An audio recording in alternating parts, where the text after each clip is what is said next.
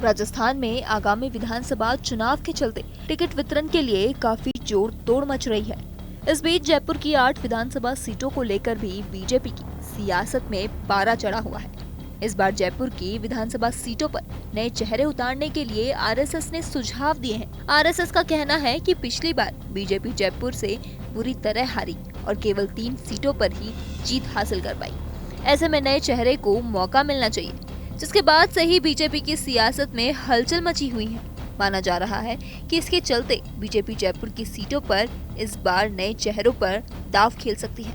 साल 2018 के विधानसभा चुनाव के परिणामों को लेकर नजर डाली जाए तो बीजेपी 8 विधानसभा सीटों में से केवल 3 सीटों पर ही जीत हासिल कर पाई थी। बीजेपी जयपुर शहर में नए चेहरों को मौका देने पर विचार कर रही है। इसके अलावा उन सीटों में बदलाव की सोच रही है जहां नेता 4-5 बार बीजेपी की टिकट से चुनाव लड़ चुके हैं, साथ ही जो पिछली बार हार का सामना भी कर चुके हैं। ऐसी सीटों पर बीजेपी बदलाव करने की कोशिश कर सकती है। पिछले विधानसभा चुनाव के दौरान बीजेपी को कांग्रेस से करारी हार का मुंह देखना पड़ा। उस समय बीजेपी ने जयपुर शहर की 8 विधानसभा सीटों में केवल 3 सीटों पर ही जीत हासिल की थी। इसमें सांगनेर, मालवीय नगर और विधाननगर सीटों पर कमल खिला था, जबकि कांग्रेस ने हवा महल, किशनपोल, आदर्श नगर, सिविल लाइन और झोटवाड़ा समेत 5 सीटों पर जीत हासिल की। ऐसे में इस बार के चुनाव में बीजेपी ने पिछली हार से सबक लेते हुए कम से कम 6 सीटों को जीतने का टारगेट रखा है। आइए अब नजर डालते हैं उन 8 सीटों पर जहां बीजेपी नए चेहरों को मौका दे सकती है।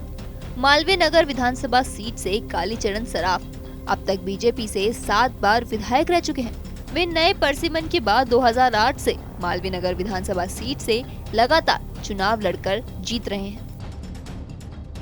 पूर्व उपराष्ट्रपति भैरव सिंह शेखावत के दामाद और विधाननगर विधानसभा के विधायक नरपत सिंह राजवी भी बीजेपी के टिकट से 5 बार विधायक रह चुके हैं, जो विधाननगर से 2008 से लगातार जीत रहे हैं। छोटवाड़ा से राजपाल सिंह शेखावत पिछली बार लालचंद कटारिया से चुनाव हार गए थे, लेकिन राजपाल अब तक 5 बार विधायक रह चुके हैं।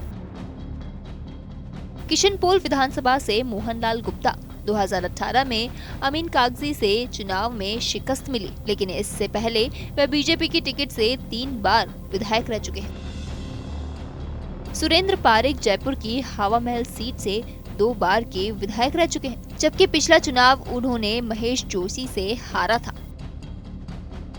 अशोक परनामी ने प्रदेश अध्यक्ष के दौरान कांग्रेस से रफीक खान से चुनाव हारे, जबकि इससे पहले वे 2 बार विधायक रह चुके हैं। सिविल लाइन विधानसभा सीट से अरुण चतुर्वेदी 2013 में चुनाव जीते थे, लेकिन पिछली बार उन्हें कांग्रेस के प्रताप सिंह खाचरियावास ने चुनाव हराया। जयपुर के सांगनेर विधानसभा सीट से अशोक लाहोटी 1 बार विधायक रह चुके हैं, जबकि पिछले चुनाव में वे हार गए थे। बीजेपी इस बार इन 8 सीटों पर महिलाओं और युवाओं को मौका दे सकती है। शहर की 8 सीटों पर बड़ी संख्या में नए लोग अपनी दावेदारी पेश कर रहे हैं। मालवीय नगर से दावेदारी पेश कर रहे बीजेपी नेता विमल कटारिया व हवा महल सीट से दावेदारी पेश कर रहे पूर्व डिप्टी मेयर मनीष पारिक का कहना है कि पार्टी इस बार नए चेहरे को मौका देगी।